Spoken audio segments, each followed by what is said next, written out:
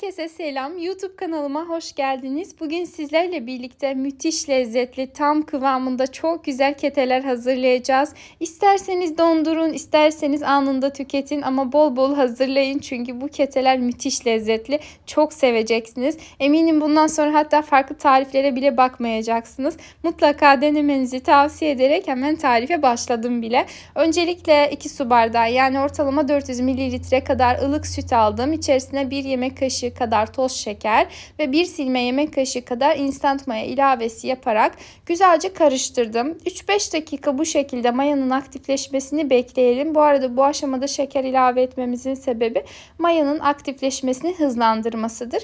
Aklınızda bulunsun. Hemen mayalı sütü bir kenara aldım. Diğer taraftan uygun bir yoğurma kabı alarak içerisine yine 200 mililitreyi baz alarak ölçü bardağı ile 5 su bardağı kadar un ilave ettikten sonra üzerine yarım yemek kaşığı kadar tuz ekleyerek karıştırıyorum.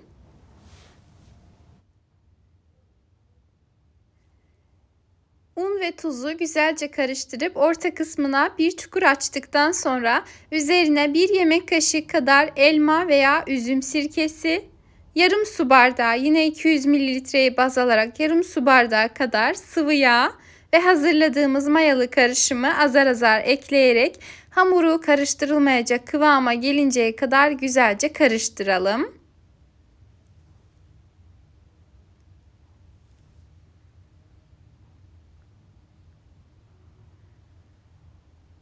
Ardından kaşığımızı çıkartalım ve elimizle devam edelim. Eğer hamurumuz çok yumuşak kaldıysa azar azar un ilavesi yaparak kıvamını tutturalım. Ben toplamda 5,5 su bardağı kadar un kullanmış oldum. İlk önce 5 bardak un eklemiştim. Ardından azar azar daha ilave edip kıvamını yakalamaya çalıştım.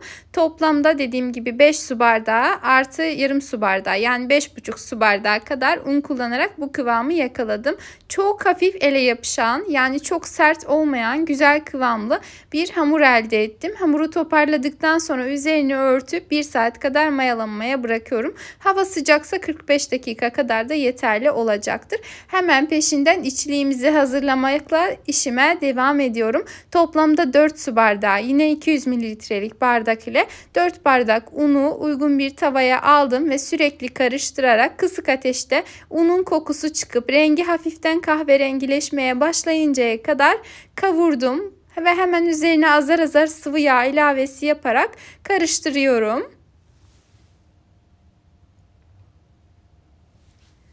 Toplamda 1 su bardağından 1 parmak eksik kadar sıvı yağ ilavesi yaptım ve bu kıvamı elde ettim. Böyle tamamen unun ıslanması ama çok fazla yağlı olmaması gerekli. Ardından üzerine 1 su bardağı toz şeker ve 1 su bardağından biraz fazla çekilmiş ceviz ekledim. Ortalama 150 gram kadar ceviz kullandım. İsteyenler şeker kullanmayabilirler veya şeker miktarını azaltıp arttırabilirler. Bu kıvam tam ayarlı oldu. Yani ne çok şekerli olmadı ne de çok şekersiz olmadı. Bence kete dediğim biraz şekerli olmalı açıkçası. Yani tamamen şekersiz yaptığımızda çok da güzel olduğunu düşünmüyorum. Yine de tamamen zevkinize kalmış. Hemen farklı bir kaseye aktardım. Tavam sıcak olduğu için ardından tamamen soğuması için bir kenarda beklettim. Bu aşamada artık hamurumun mayası gelmiş. Hemen üzerini açıp havasını yani kabarıklığını indiriyorum. Kabarıklığını indirirken tamamen indirmeniz lazım ki daha sonrasında hamurunuzdan maya kokusu ve tadı gelmesin. Hızlıca kabarıklığını indirdikten sonra tezgahın üzerine aldım. Tekrar şöyle bir toparladım. Ardından 4 eşit parçaya bölüyorum.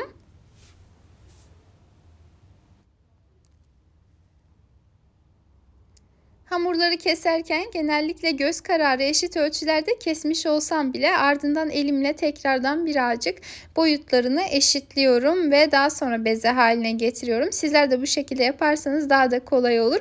Ama eğer yapamıyorsanız yani bu şekilde tamamı eşit ölçülerde olmuyorsa tartıda kullanabilirsiniz. Ama eşitlemeye dikkat ederseniz daha sonra hamurlarınızı açarken tamamı da eşit ölçülerde açılmış olur. Yine aklınızda bulunsun. Hamurların tamamını hazırladım. ayarladım. Bu aşamalarda un kullanmanıza hiç gerek yok. Hamur mayalandıktan sonra yağlı bir hamur olduğu için kıvamı mükemmel oluyor. Yani çalışmanız gerçekten oldukça kolay oluyor. Tepsinin üzerine aldım. Üzerini örttükten sonra üzeri kabuk bağlamaması için örtüyoruz. Tabii ki açık kesinlikle bırakmayınız. Örttükten sonra 10 dakika kadar oda sıcaklığında dinlendirdim ki tekrardan kendini bir salsın. Açarken bizler için kolaylık olsun. Kesinlikle çok fazla açmayın. Çok fazla bekletmeyin. Çok fazla bekletirseniz eğer açarken sizler için zorluk olur aksine. Yani kolaylıktan çok zorluk olur ve yırtılmalar oluşur. O yüzden süreyle biraz dinlendirmeniz yeterli olacaktır. Hemen hızlıca gördüğünüz gibi açmaya başladım. Bolca un yardımıyla önce biraz elimle genişlettim. Ardından oklavayla devam ediyorum. Hamurun şöyle kenarlarını da eşitledikten sonra şimdi üzerine bolca tereyağı sürüyorum. Bolca derken ıslanması yeterli. Yani 2-3 yemek kaşığı kadar fırçayla sürerseniz yeterli olacaktır. Ardından üzerine içliğimizi serpiştirelim.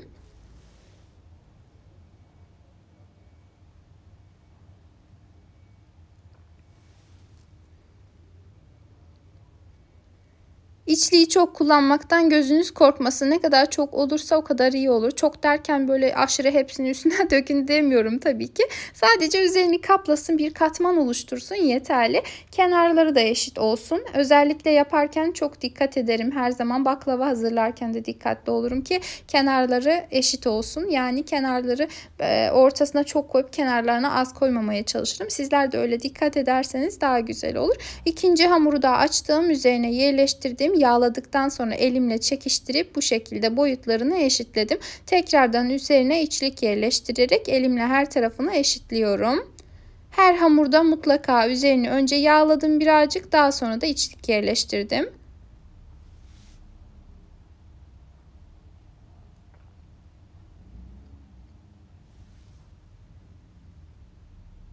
Hamuru yağlamadan kesinlikle çekiştirmeyin. O zaman yırtılmalar oluşabilir. Yani yağlanmayan hamur kendini salmayacaktır. Çekiştirirseniz birazcık yırtılma yaşayabilirsiniz.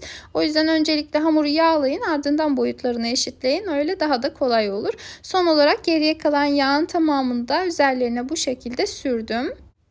Şimdi artık hamurumuzu rulo yapabiliriz. Şöyle yavaşça, çok fazla sıkmadan, çekiştirmeden rulo yapalım. Bu aşamada ilk başta başlarken de hamurun yuvarlak kısmını, sonunda biterken de yuvarlak kısmını hafiften çekerek kare haline getirelim. Yani rulo ile eşitleyelim ki görüntüsü düzgün olsun. Bir tarafı ince, bir tarafı kalın kalmasın. Şöyle yavaşça rulo haline getirdik. Hamurumuz artık hazır oldu. Şimdi eşit ölçülerde bir bıçak ile veya benim gibi bir hamur kartı yardımıyla kesebilirsiniz.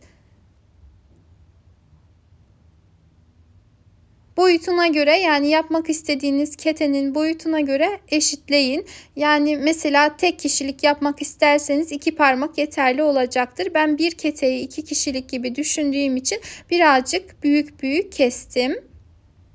Hamurun her iki ucundan tutarak şöyle içe doğru kıvırıp yavaşça birleştirelim. Diğer tarafına da aynı işlemi uygulayalım.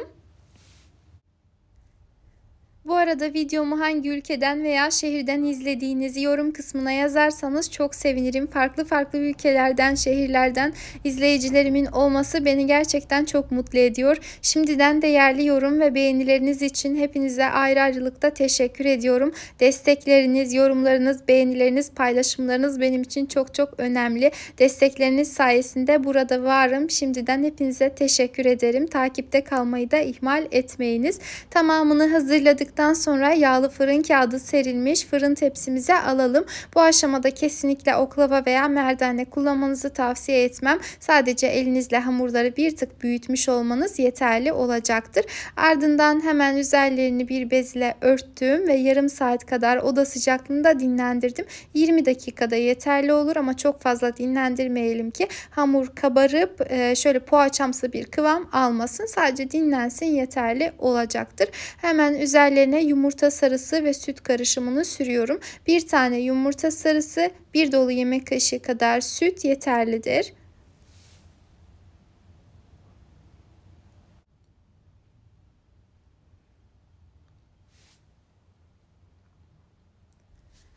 Ve hazır olan ketelerimizi önceden ısıtılmış 160 derece fırında pişmeye gönderelim. Aynı baklava pişirir gibi, ne kadar kısık ayarda uzun süre pişirirseniz o kadar güzel, kıyır kıyır ve de lezzetli olmuş olur.